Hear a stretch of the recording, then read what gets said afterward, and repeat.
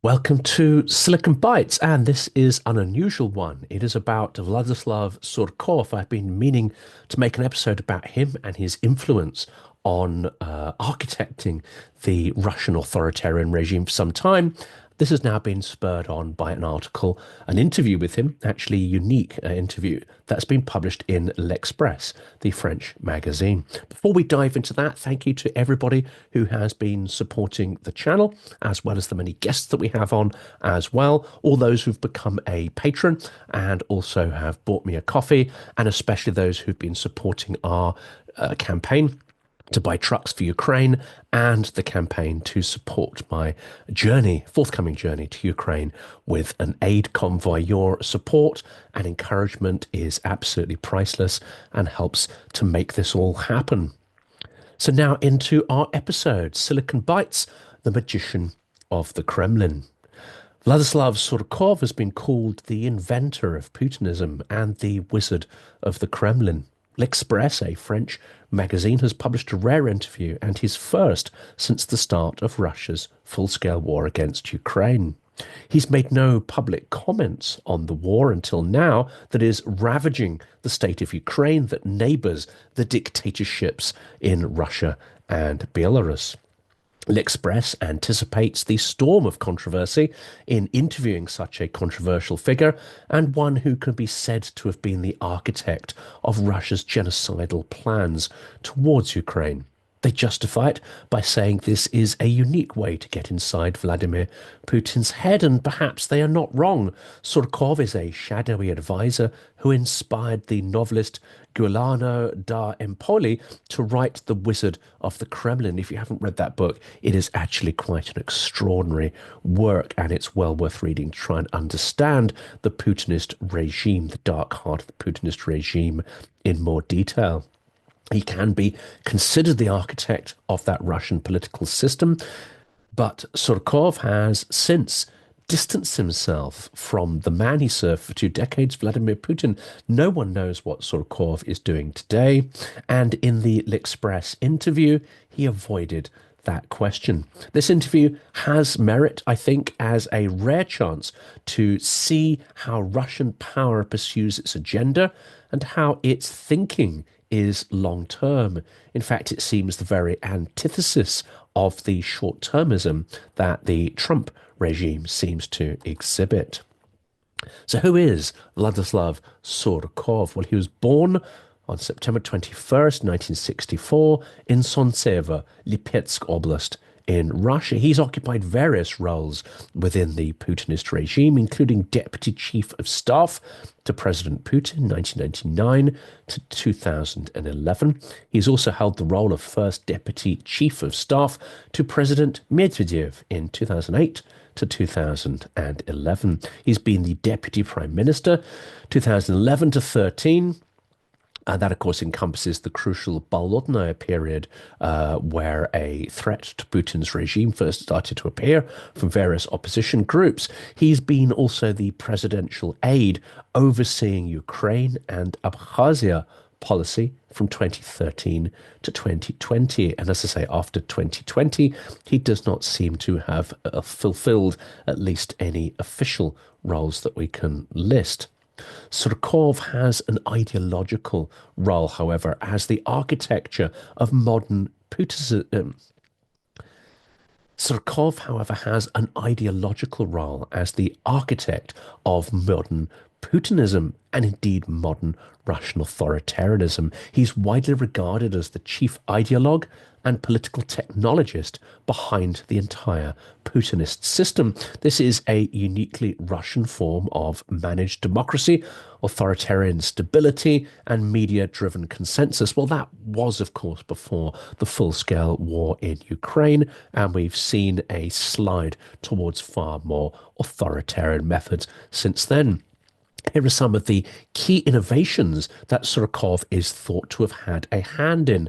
Number one, managed democracy.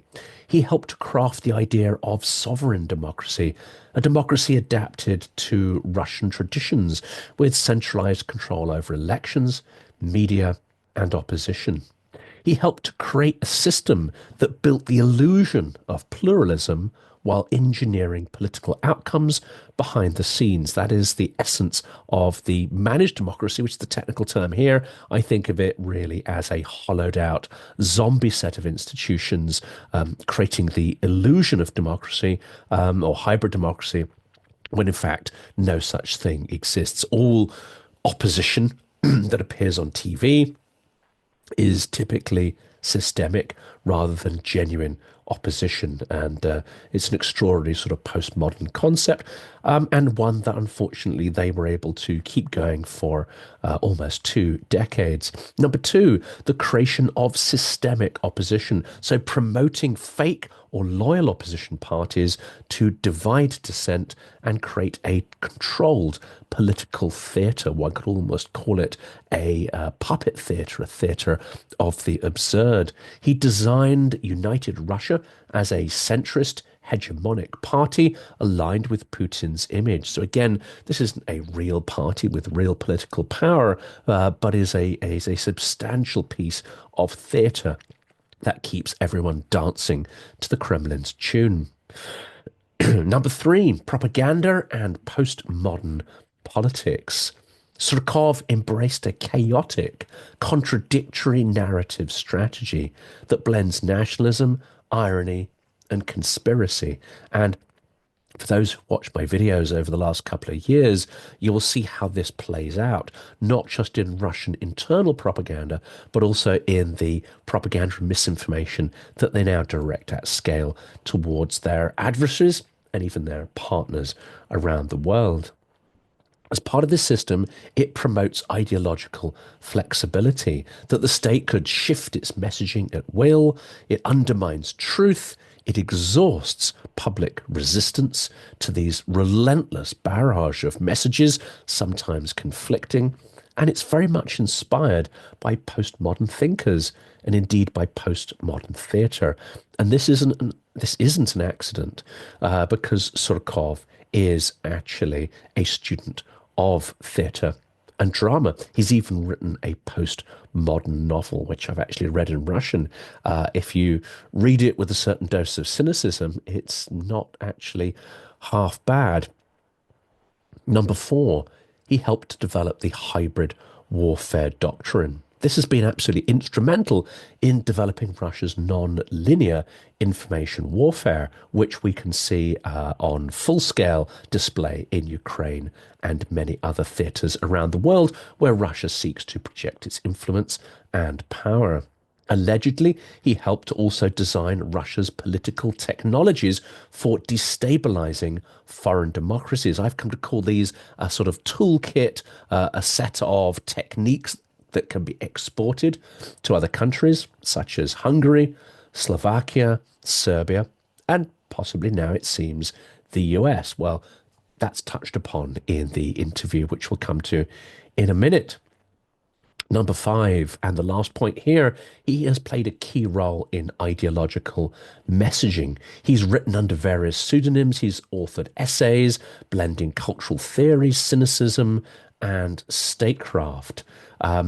What we can see in all of this is almost a sort of cynical playfulness with concepts. They're almost sort of value free. There are no fixed and certain moral foundations, but the ability to sort of blend and warp and manipulate almost anything, any intellectual idea, if it provides grist to the mill. His 2019 article, The Long State, argued that Putinism would last for decades, portraying it as Russia's natural political form.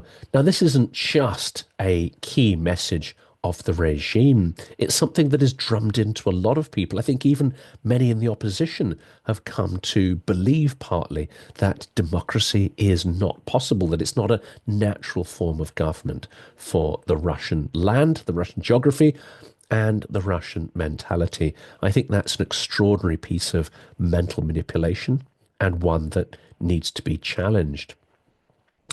So to conclude, he has had a huge impact in shaping modern Russia. And unfortunately, because of the geopolitical situation, modern Russian authoritarianism is having a huge influence in the direction of travel of many societies around the world. In terms of governance, he helped build the facade of democracy while concentrating power in the Kremlin. He helped to adapt and build a new media machine to manipulate perception, which involved re-engineering truth and narratives into tools of very effective state manipulation. He helped create what seems to be a stable autocracy. That is, he created the illusion of consensus and popular support for Putin, the so-called spin dictator or hybrid dictatorship. And that sort of kept everyone in a state of uncertainty. Are we living in a dictatorship? Are we not? Is Putin a dictator or is he a populist? Certainly for the latter part of the 2020s, this trick seemed to work very, very well.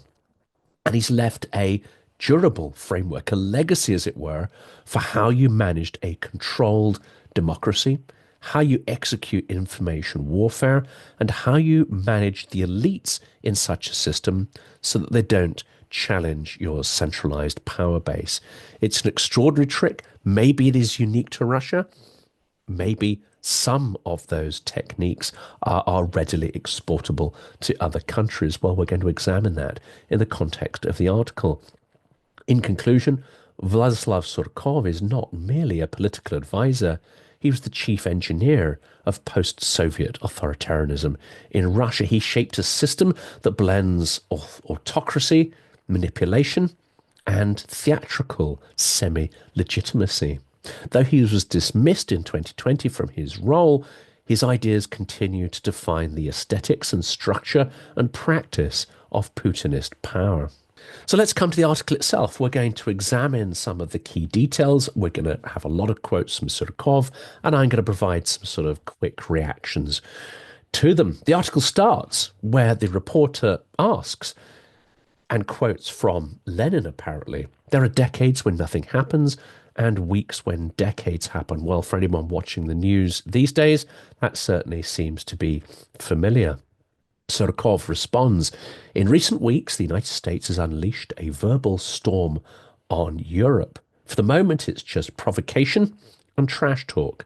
The main thing is yet to come. Washington is emerging from stagnation. They still must go through perestroika, reconstruction, glasnost, transparency, and new thinking."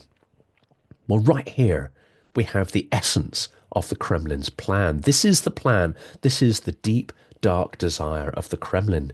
It's a collapse and maybe a rebirth of America. Maybe not, maybe just simply a collapse. But if they are thinking of rebirth, then it's an America that will become a vassal of Russia. They'll become an ideological twin of Russia. They look to the unraveling of the Union. They look to the loss of trust and institutional cohesion. They don't want Americans to simply lose their belief in democracy as a value. They don't just want Americans to think that democracy is no longer desirable and aspirational. They want Americans to question whether democracy was ever real, because this is exactly what they have got many, many Russians to think, and many in the elite in Russia have an extremely cynical attitude towards democracy. They see it as a cynical Western plot, a power play. They do not think it is a real system, and that checks and balances and all these things that come along with the democratic system are just us deluding ourselves or trying to pull the wool over their eyes. Sourkov continues, "Soviet perestroika led to the collapse of the Eastern Bloc. Will NATO and the European Union collapse in the wake of American perestroika? The question remains open," he says. Well, this also quite clearly, he doesn't actually say this specifically, but I think it's quite clear that the Russian aim is the fragmentation and collapse of NATO, or at least the evisceration of it as an effective organization, and the division and collapse of the European Union as well, because all these international institutions provide a limit, a check on the expansion, the outward expansion of the Russian Empire, on Russian influence, on its sort of spheres of influence, on its ability to project its business model and modus operandi into Europe. And we come back to that because Surkov reveals that later on. But I want to make that connection here between why they're so obsessed with degrading Western institutions and ultimately what it means for Russian strategy. Surkov goes on, the military and diplomatic crushing of Ukraine is a priority. The division of this artificial quasi-state into its natural fragments. There may be maneuvers, slowdowns, and pauses along the way, but this effort, this objective will be achieved. And again, we have to pay attention to this man. He is the architect of the initial invasion of Ukraine using little green men, and in Donbass using the sort of quasi-hybrid warfare that tries to create the impression of a civil war, that tries to claim that Russia's not actually involved, etc., etc. Here he is quite simply stating that the end goal is the complete dismemberment of Ukraine, the destruction of it as an identity, as a military force, even as a country. And not simply because they don't like it, because he says it's not real, it's artificial, that it's almost a Frankenstein country with various bits squished together that don't belong together. Anyone who knows Ukrainians, anyone who's spoken to Ukrainians, anyone who's been to Ukraine knows that this is an extraordinary lie, but it is the very ideological foundation of Russia's invasion. The reporter in L'Express asks, have Russia's objectives in Ukraine changed since 24th of February 2022? Surkov says its strategic objectives have not changed, but its tactical objectives have adapted as the strategy has been implemented. For Russia, permanent expansion is not just another idea. It is the existential condition of our historical existence. Again, this is absolutely critical. Russia has no borders. It has no concept of borders. It believes that it has a right to project itself ever outwards into other lands, whether they consider themselves Russian or part of the Russian world or not. Russia does not have stable borders, does not have a concept of limitation on borders. In fact, this outward expansion, which sounds kind of sort of cold and theoretical, what that translates into is eternal warfare, eternal aggression. It is the very essence of the Russian Empire. And Ukrainians will explain to you, if you want to listen, that there can be no peace until the Russian Empire is no more.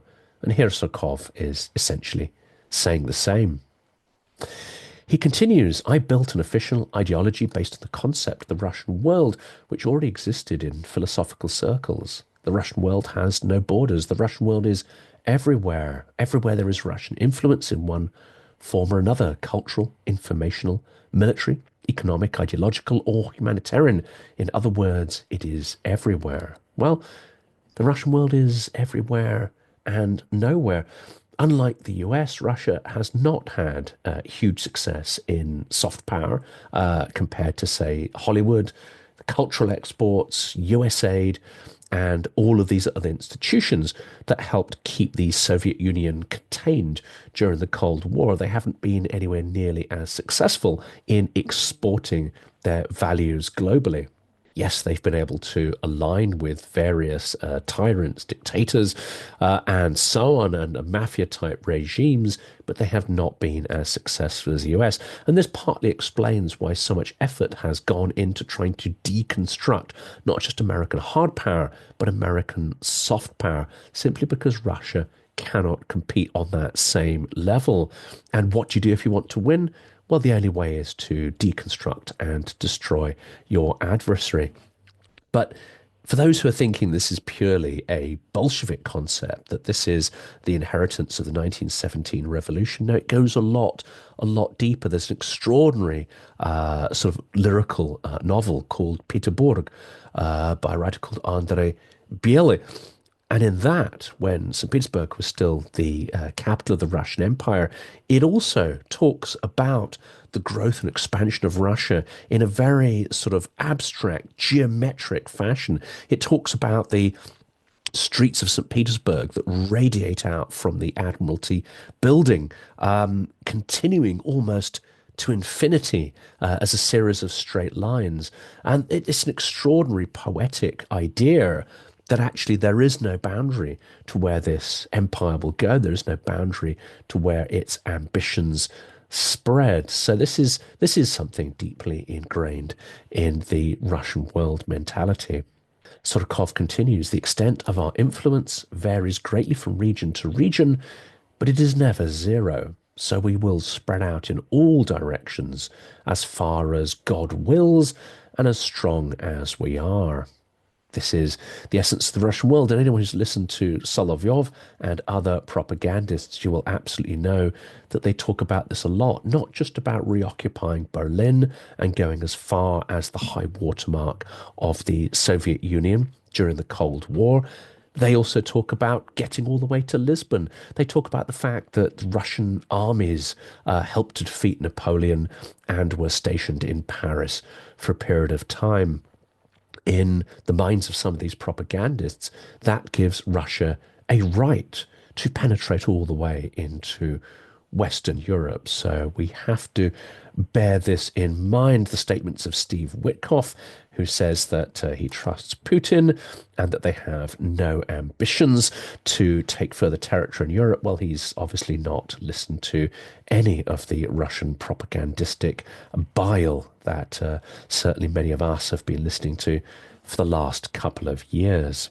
But what if people don't want to be part of this Russian world, asks the reporter. Well, Surkov has an interesting answer here. It is Europe, he says, that has ignored the subjectivity of the Ukrainian people by supporting two coups d'etats in Kiev in 2014. For example, more than half of Ukrainians spoke Russian daily, both at work and at home. Less than half of them supported integration into the European Union, and even fewer wanted to join NATO. Well, some of this is true. Actually, there was a huge desire to become integrated into the European Union, especially as it started to be seen by more and more people in Ukraine that that could be an effective way to improve governance and fight the corruption and the influence of oligarchy. It's also true that many Ukrainians spoke Russian. In fact, to this day, most Ukrainians will understand it or even speak it, although many will choose not to for quite understandable reasons. But it's not the coup d'etat that has forced Ukrainians to stop speaking Russian, to see Russian language and culture as actually an existential risk to their own identity and indeed security. It is Russian aggression that has done that. So Surkov surely knows this. So this answer is highly, highly disingenuous. It is also true to say that actually there was very little desire to join NATO, especially at the point where Russia started its hybrid war against Ukraine. But again, it was Russian aggression that has driven Ukraine into the arms of NATO, and not NATO that has manipulated and perverted people into embracing it. But Surkov goes on in the same vein. Against the will of the Ukrainian people, or in any case against the will of most of them, the West is trying to force Ukraine into submission without anyone really understanding why. Even as we speak, European weapons, some of them French, are being used against my country to support the puppet regime in Kiev, which is based not on most of the Ukrainian people, but on its anti-Russian and pro-Western minority. This is a continuation of Western attempts to colonize Ukraine by force. Well, first of all, there's been no European attempt to colonize Ukraine, not in any shape or form. And indeed, if this was a puppet regime, if it only enjoyed minority support, there is absolutely no way Ukraine would have been able to hold Russian forces at bay, supposedly one of the world's largest armies, for 3 years, and prior to that, hold the sort of puppet forces in eastern Ukraine at bay for 10 years. Surkov again surely understands this, but this is a point where he cannot deviate from the ideological line, this genocidal idea, in fact, that denies Ukrainian agency and identity is so deeply baked, not just in the propaganda, but in the entire actions and setup of the Russian state, that those cannot be denied. Surkov also says the war in Ukraine will separate the Russians and the anti-Russians, or to paraphrase the gospel, the sheep and the goats. Well, this, of course, is a problem because most Ukrainians do not want to have anything to do with the Russian world. Most will fight it tooth and claw. It's better to fight, it's better to be injured, it's better even not to survive than to live as a slave under the Russian world. This is the attitude of many, many Ukrainians that I've met and spoken to. Does Surkov understand this?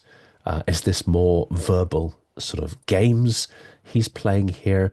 This is difficult to know because I think many Russians are genuinely perplexed why the Ukrainians value this thing called freedom, why they are willing to sacrifice so much for it, when in fact the Russians themselves, very few of them either understand the mechanics of freedom or the attractiveness of it, the benefits of it, and certainly do not understand why you would make these monumental sacrifices to preserve it. And the article then asks, has the return of Ukraine to Russia's sphere of influence been a conscious objective of Russian foreign policy since the collapse of the Soviet Union? I.e., was this something that became inevitable after 1991, after Ukraine gained independence? And Surkov again gives an entirely disingenuous answer here. This is Moscow's objective, he says, but it is also Kiev's, in different ways at different times with varying degrees of success. With varying degrees of success in both Russia and Ukraine since the collapse of the USSR, there's always been many people thinking about bringing our countries close together or uniting them. Well, that, of course, is not just not true, it's an extraordinary distortion of the truth. Yes, Russia has invested in agents and assets and oligarchs to try to corrupt the Ukrainian system, to make it more like Russia, to bring it back to the fold, as it were, or to turn it into a basket case, a puppet regime. But this is Moscow's intention. This isn't what most Ukrainians sought or wanted. So again, extraordinary, actually rather unpleasant answer. He justifies it by saying it's natural. We're people of the same blood. Peaceful cooperation was prevented by two Western-backed coups in Ukraine in 2005 and 2014. In both cases, Ukrainians were illegally subjected to the rule of an aggressive minority, motivated by the legends of a politicized ethnography and the mirages of European integration. This minority led Ukraine into war. Again, an extraordinary twisting of the reality.